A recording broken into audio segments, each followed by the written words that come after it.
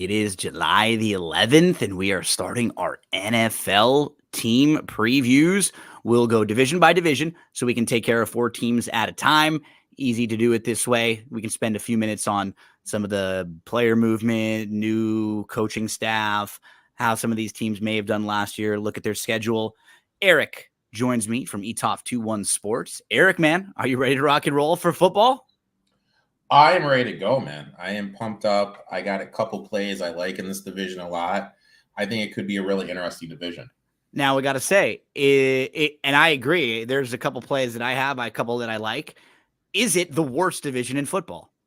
No, I don't think it is. I think there's going to be a couple teams here that kind of shock some people with how good they are. Improve a little bit. So we'll talk about the NFC South. We'll go team by team here, and we will go in order of the team's odds as far as their chances of winning the division, where the Atlanta Falcons are favored based on where you're looking. They're a minus number. Some places you'll see minus 110, minus 115, something in that range, but they're a heavy favorite to win this division. They're over under 9.5, which is around minus 150. So very much tilted to the over. But when you're talking about their overall odds for winning the Super Bowl, they're 13th. And they're favored in this division. So nobody in this division is higher than the top 12 teams with their Super Bowl odds. We start with an Atlanta team that doesn't have the easiest of schedule to start, but then it will really get easy overall because they do actually have one of the easier schedules in the entire league. They play 4 of their first 5 games at home, but in those games, they have games at Philly and then Kansas City back-to-back. So in their first 3, Erik, I mean, if they're 1-2, that wouldn't be a shock at all. And they'll play Pittsburgh in week 1. And weird stuff happens in week 1. I mean, them being 1-2 or 0-3 after 3 weeks wouldn't be crazy. No, I mean, I really feel like you're going to be able to tell what the season is going to be like for them after the Pittsburgh game. Because if they lose that game, Philadelphia, Kansas City, New Orleans, who I think is going to be good, Tampa Bay, an interdivision game, another interdivision game at Carolina.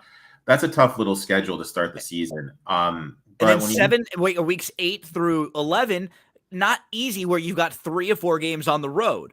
And the last of them in Denver, a team that you probably won't be thinking all that highly of, but you're going to go in a tough place to play with the altitude there after having played a tough divisional game the week before and played at Tampa and Dallas in the 2 weeks prior. So, their roster, when you compare, is good. And we can understand why people will think that they're going to be better than some of the other teams in this league. But I just don't think it's in this division. I just don't think it's that simple. You have a new head coach. You have basically they're getting the Rams, right? We're getting Raheem Morris, who's getting his second chance as a head coach. They're getting Zach Robinson, who was the offensive coordinator for the Rams. He has not called plays, though. So new quarterback, new head coach, new offensive coordinator, new defensive coordinator. That's a lot of changes for a team that's heavily favored in the division, right? That's a lot of moving pieces. Yeah, there's a lot of interesting dynamics, with this team. When we look at it, they did go out. They got their all-pro quarterback. They have the easiest schedule in the league. So with all that being said, I really think they whiffed on the draft. We talked about this earlier on your podcast. They're in a win-now mode. They need a second cornerback, a safety to play next to Bates, and a pass rusher. Yeah, because you literally had your pick. They're not a defensive player, and you draft a backup quarterback. And they draft a backup quarterback because they improved their defensive personnel last year. And so their defense was actually what kept them in a lot of games. But where they struggle defensively, they don't get a lot of sacks and they don't force a lot of turnovers. So when you play that way, and then they bring in a defensive coach who historically hasn't been really one that forces a lot of turnovers. So if you're not doing that, you have to be able to put a lot of pressure on the quarterback. You can't be a really good defense and not do either of those things. You have to either be forcing some turnovers or you have to be able to put a ton of pressure on the quarterback. They weren't able to really do either. And I don't know if they're going to be able to do either this year. I mean, I'm really worried about getting to the quarterback, who's going to be the safety next to Bates, and who's going to be the second DB man. That is my big thing. Also, and I don't mean to be a jerk with this statement, how much of a step up is Raheem Morris than Arthur Smith? As a head coach, we have no idea. His first go around as a head coach wasn't great. As I was just pointing out, their offensive coordinator was the Rams pass game coordinator and quarterbacks coach. So he's never called plays. Yeah. And I got 2 bets on this team. My first bet, I found 21-1 for Bijan Robinson to lead the league in rushing yards. My thought process is the Falcons were 9th in rushing yards last season. They're getting everyone on their O-line back, plus no more Arthur Smith, so you don't have to worry about Robinson and Algier splitting time. Robinson averaged 4.6 yards per carry to Algier's 3.7 last season. That's a whole yard better. I think from what I've read, we're going to see Robinson get a 65% carry share. That's more because now in the league, it's about a 60-40. If he's at 65, that is going to be huge. Falcons are also switching to a zone blocking scheme. In zone carries last season, Robinson averaged 5 yards a carry, especially with Cousins coming back from an injury. I think we could see the Falcons lean on Robinson a lot to start the season. And another thing we need to remember with this team is there's never been a quarterback come back and be successful after this injury. No. Is Cousins going to go against the norm as someone that's north of 35 now? He would be the first quarterback since at least 2000 to tear his Achilles and then start in week 1 the following season. And then what happens if he's not ready and then you have to put the kid in? Does it get some weird dynamic between the two of them? We also we need to remember, I hate to cut you off, but go ahead. No, remember, he sent out a press release basically bitching about the draft pick, saying saying he had no idea. And that's something we kind of need to monitor. Absolutely. With that. I agree with your Bijan point too. And even think about how the Rams, which was this coach, Zach Robinson last year, how they handled Kyren Williams, right? Once he became the guy there, they were fine with keeping him on the field all the time. And he had 228 carries and 1,144 rushing yards and 12 rushing touchdowns last year, did Kyren Williams. So Bijan could be good. And I mean, we know that London is talented. We know that Pitts is talented. If they get a combination of Cousins, and even if it is Penix, from an accuracy standpoint, that's probably better than what they've had the last few years. So I wouldn't be surprised to see Pitts a little bit better there. And that's what a lot of people are assuming. And to see London a little bit better. The problem is after that, there's a drop off. You have a lot of like wild cards, like Rondale Moore could be nice for them, but Darnell Mooney, these are all real like number 3 sort of not every down wide receivers. And just one piggyback on the London point, the X receiver with Kirk Cousins as a quarterback has averaged 91.8 yards and 9.3 targets per game. Need to remember Pierre Garçon. I mean, Pierre Garçon was a thing with the old school Redskins with Cousins there. When you look at Jefferson's production, when there's no Cousins, it drops down. Cousins just locks onto this guy. London's going to be the guy. His ADP in fantasy football is a little high. In terms of Kyle Pitts, when we look at Cousins, he targets a tight end across the middle. He doesn't target other wide receivers. So if they're going to have Pitts actually line up in the tight end position, then we can be interested in him. But if they're going to use Pitts more as a slot, another wide receiver, which is possible, his draft value is in fantasy football is kind of crazy, kind of drops a little bit just because Cousins' history not to target the secondary wide receivers. My other bet with this team, and look, I'm going to do it. I played them. I got them at what? Plus 250 not to make the playoffs. I just kind of feel this is a little bit too much of a buzzy team. And when you kind of look at it, no pass rusher, no second cornerback, no second safety. and They have not deep either. and they have a quarterback coming back from a torn Achilles. There is a scenario where this does kind of go off the road. Brand new coaching staff, like you pointed out, and no head Robinson. Coach. Yeah, Robinson's never called plays before. But when you look at their schedule, they do get some teams in some opportune spots. Week 3. After those first 3 weeks, which they get a couple, at Philly and then Kansas City, good teams. They have a few stretches, and especially to end the season. But which are the parts that you think they could do well? Just kind of looking at it, week 3, Chiefs. The week before, play the Bengals. They have the Chargers week 4. That's kind of a little sandwich spot. Week 9, 49ers. 49ers. Cowboys play the 49ers, Falcons, and Philly on deck. Another sandwich spot.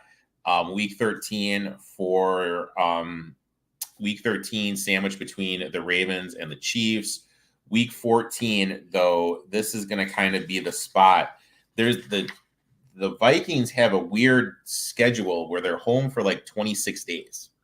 And they're going to play the Vikings when they don't have to move for 26 days. Look to fade them there.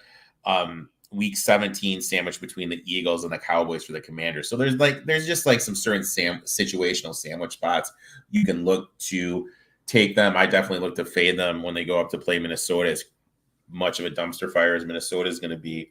But I'm just a little bit downer. I kind of feel like this is kind of like that team that everyone is like jumping on, and they're kind of penciling them in. Yeah. Last year we were on them and they lost a lot of games they should have won. And they're going to be, if we could pencil in a healthy Kirk Cousins, well, right off the bat, then I would feel a little bit better. But that's a major if, Erik. Like, that's a major if. And so coming into that, there's a lot of question marks for a team that's heavily favored in this division. We're not talking about a team that's like the second or third choice either that's kind of catching some buzz. They're the even money favorite in this division. And yeah, I think if you like Atlanta, if you're someone out there who likes them, the way that you want to play them is actually not even the 9.5. You'd probably rather play them like adjusted over 10.5 or over 11.5 and just say that they're the best team in this division and they beat up on everybody. But I don't. And I'm going to pick somebody else and I'm going to bet somebody else to win the division that I just think is a much better price and much better value than what Atlanta is at minus money. So, yeah, I mean, weeks 16 through 18 to close, that's where things could be okay for them. But I get a little bit worried about their start. And if they lose week 1, they're going to start feeling really nervous about having to go at Philly and then play Kansas City at home with the possibility of being 0-3. The wheels could fall off, man. Wheels legitimately could fall off. And like I said, there's never been a quarterback that's come back from this injury that's been successful. I'm just a little worried about him. I played him, like I said, Robinson 21-1 to lead the league in rushing and them not to make the playoffs. I got plus 250. I got it pretty early. Okay, Erik, let's move to the second choice in the division, the Tampa Bay Bucks, who won this division last year. They've actually been in the playoffs for 4 straight years now. Their over-under is 7.5 wins, which is minus 150 to the over.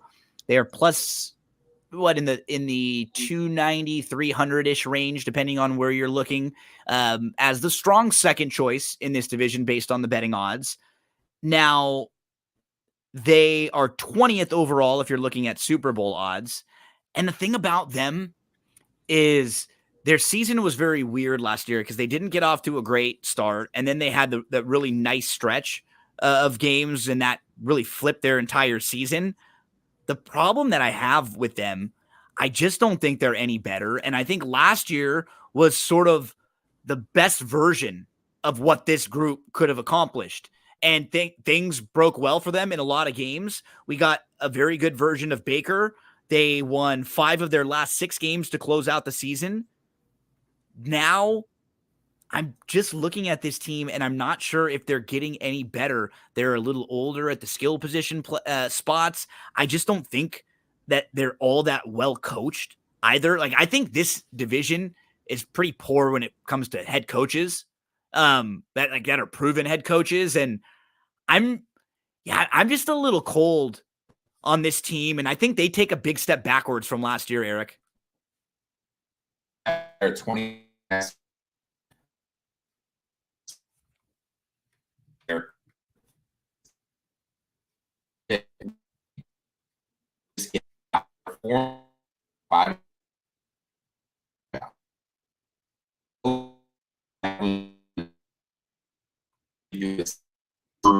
last year.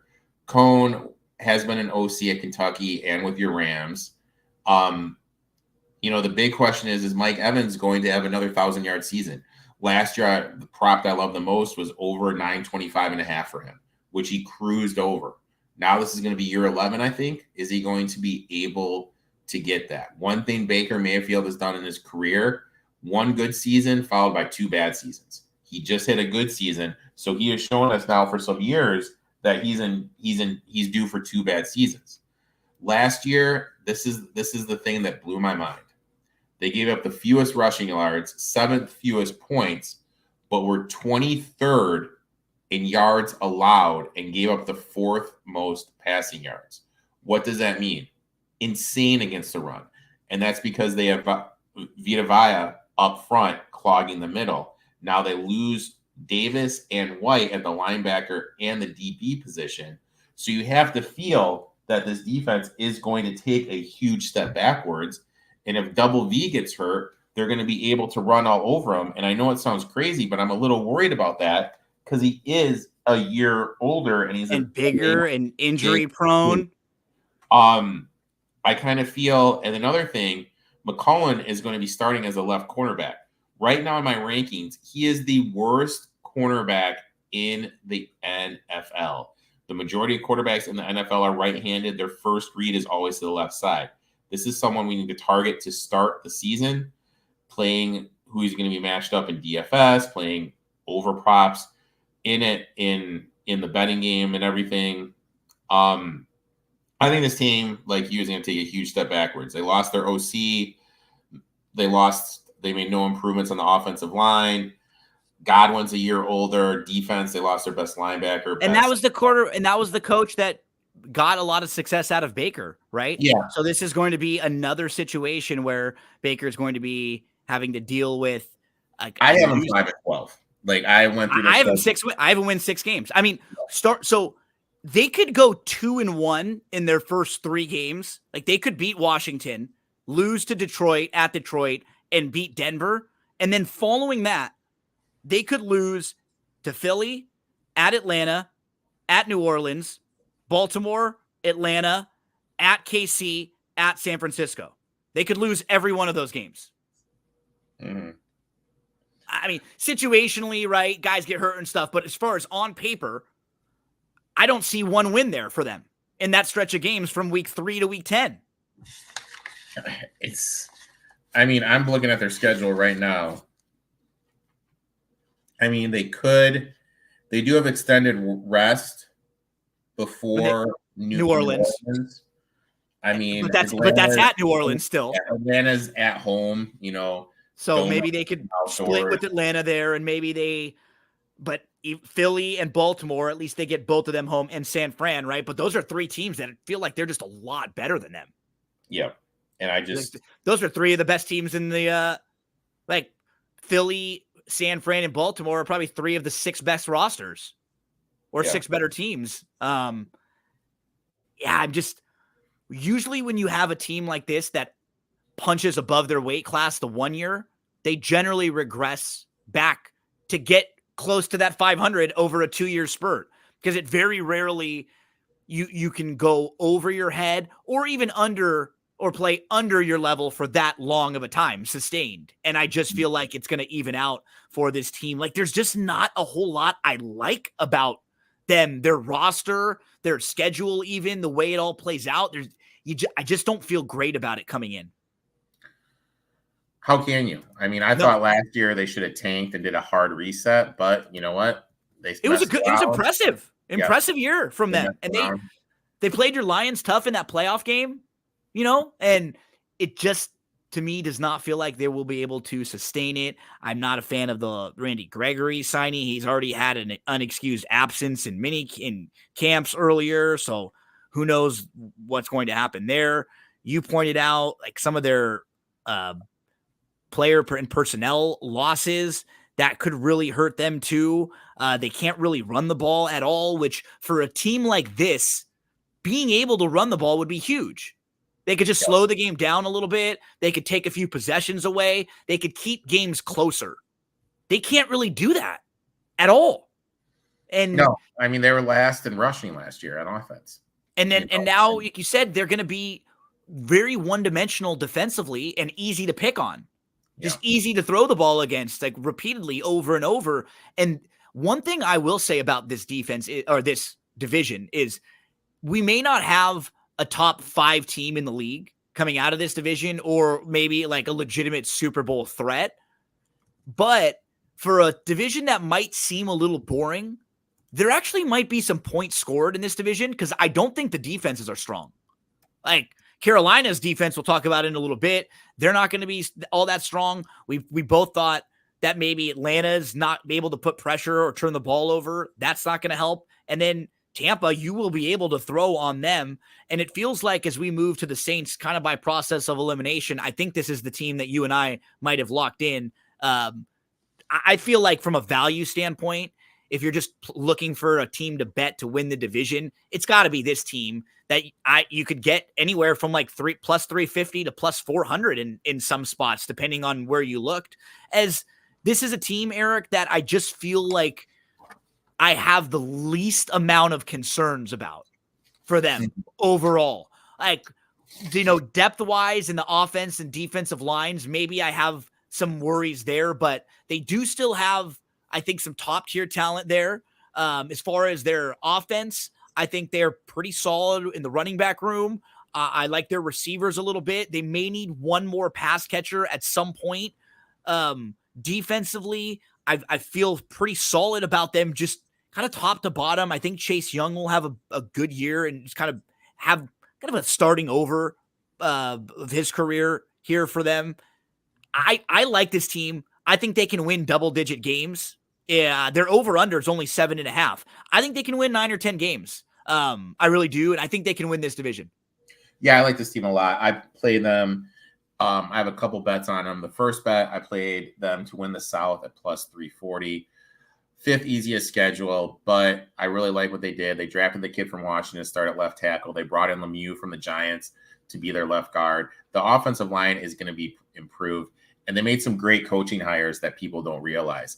They brought in Clint Kubiak to run the offense, and they hired probably the greatest offensive line coach in the history of the NFL, Rick Dennison, to help the offensive line. I'm sure everyone with young guys, right? Because some of the offensive line that they lost were older veteran players, and some of the offensive line that they're bringing in, like they drafted one. So what do you want to do? You want to make sure you've got a really good coach for your young offensive linemen to figure things out and to be able to have a nice career here for the next few years leading the way. I think people forget about how good down the stretch Carr was after the bad start last year, right? Last 5-6 games, much better quarterback than he was in the first half of the year. Oh, for sure. And then, in terms of Dennison, we need to remember when he was with the Jets, he had Isaiah Caldwell as the leading rusher in the league before he went down with a knee injury.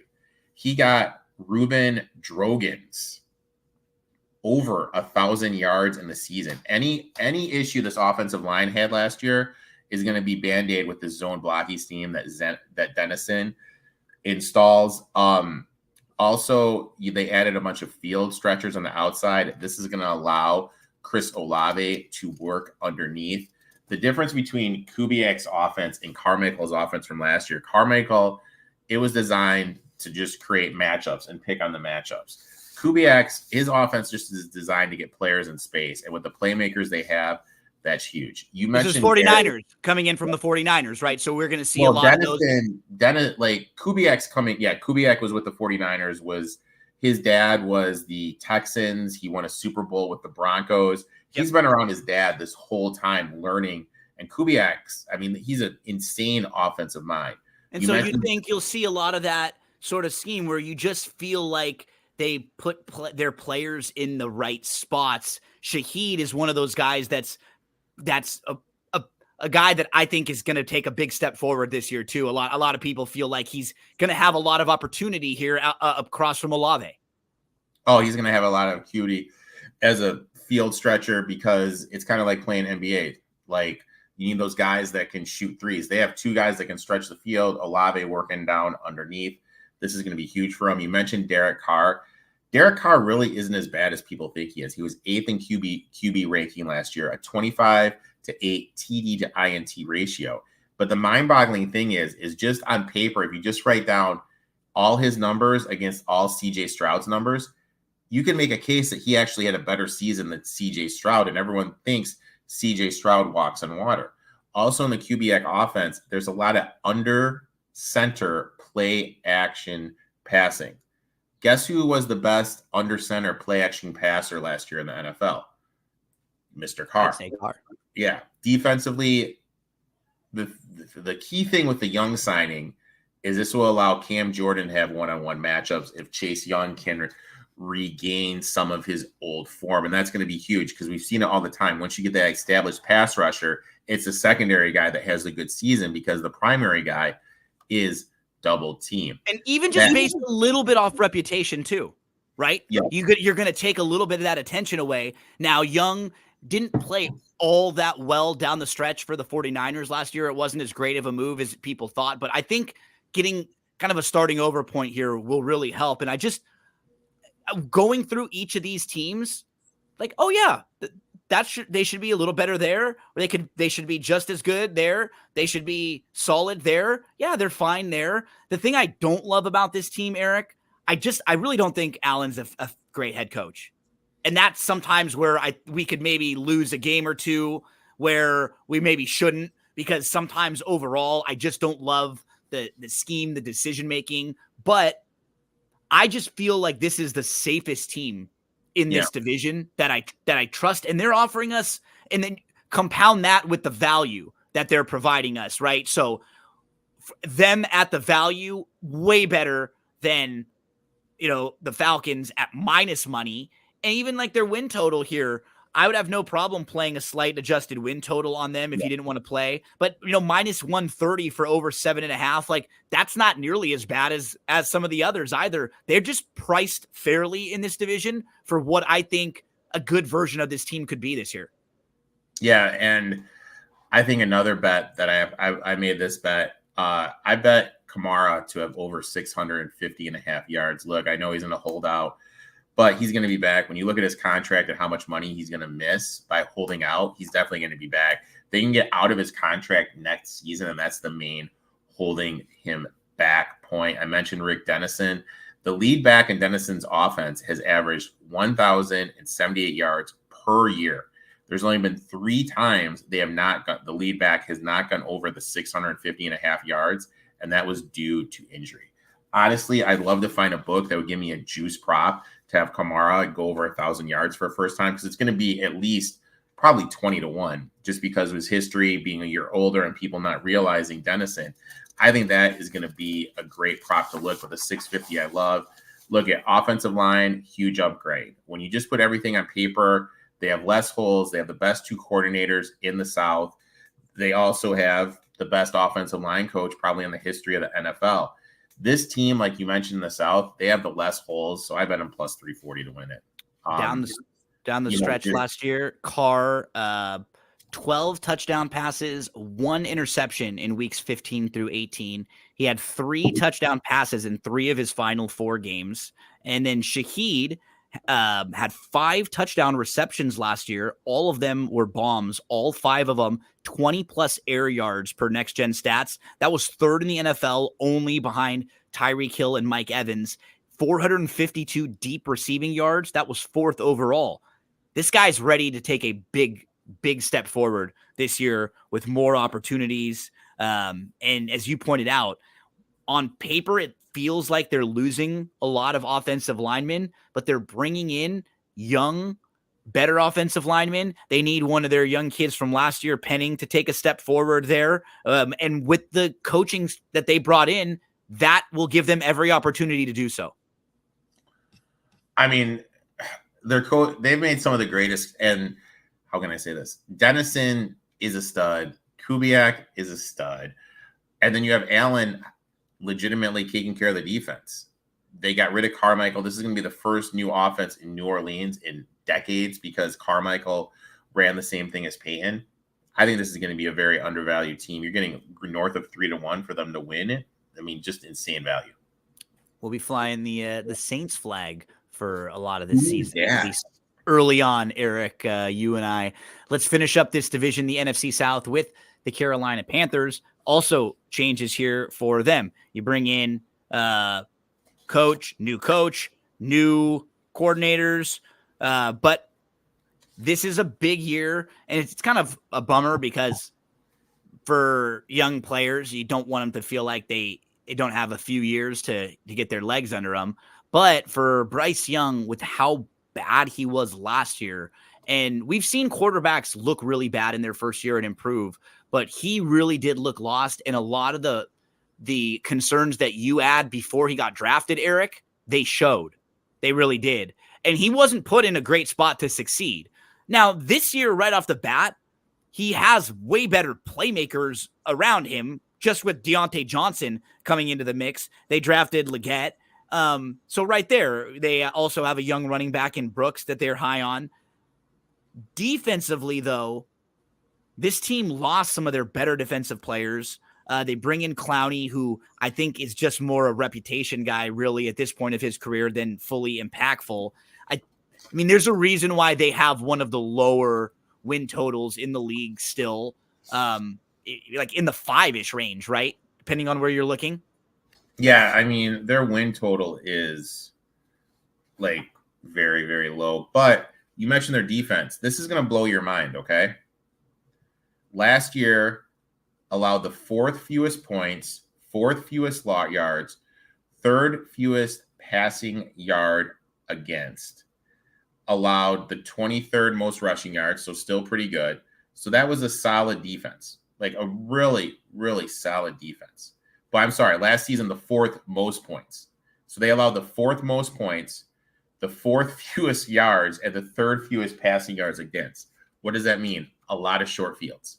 And if Young takes a step forward, you know what? We're not going to see that. I totally agree with you. I do not understand why with this defense, when you just look at the numbers given up, why you'd look to move Brown, why you'd look to move Houston.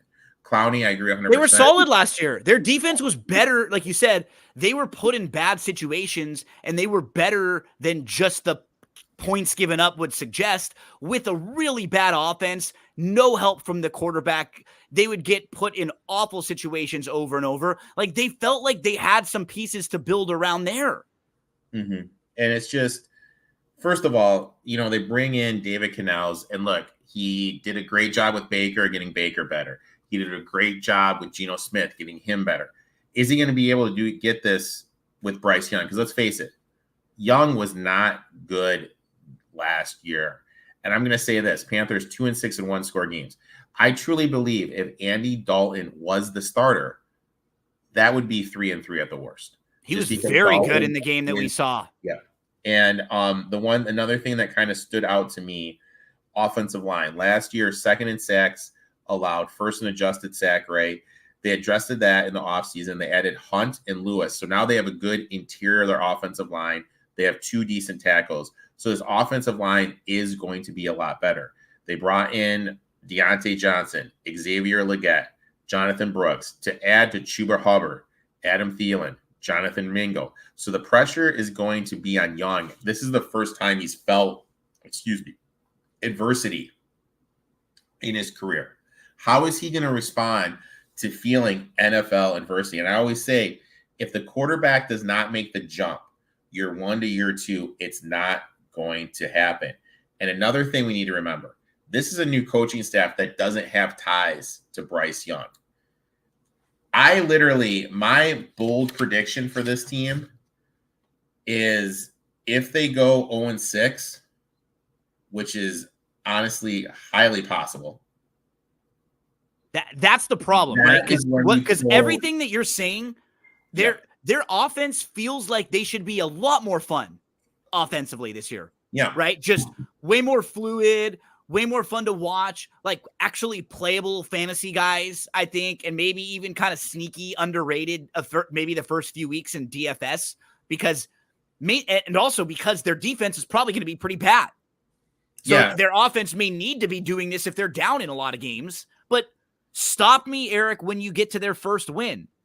At the Saints, home for the Chargers, at the Raiders. Like any game that starts with an at, they're in trouble. But I mean, the thing is, when you look at their out of division on the road games, I mean, Raiders, Bears, Commanders, Broncos, those aren't like world beating. No, they're winnable. But this is just a bad young team that probably isn't going to win many, if any, road games.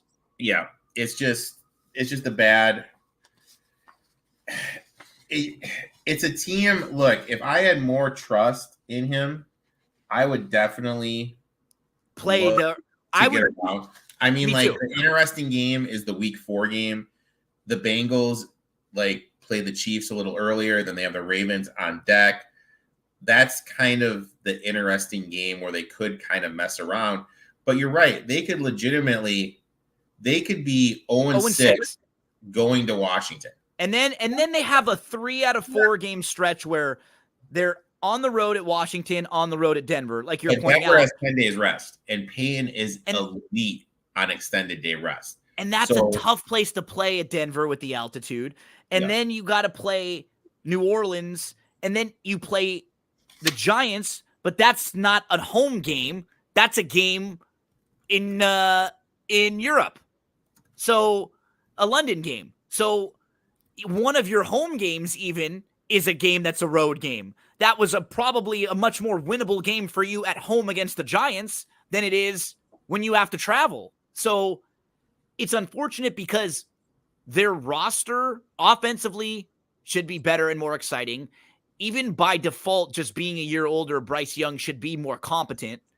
And if he takes a little bit of a step forward, they'll be a little exciting on the offensive side. But defensively, they'll be really bad, and I don't see the wins. Like, the difference between the other 3 teams that we just talked about, because this division has, I think, the easiest schedule of all the other divisions from top to bottom.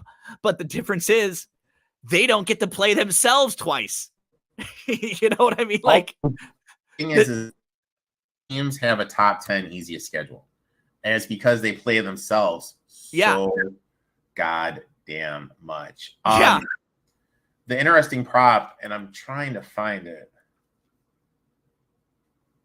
First quarterback to be benched.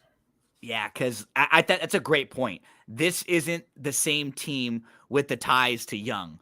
And so if they don't feel like he's doing it, maybe they move on quickly. And, you just go in a different direction next year. Right away. Right away. Like, just move, get under it, because why?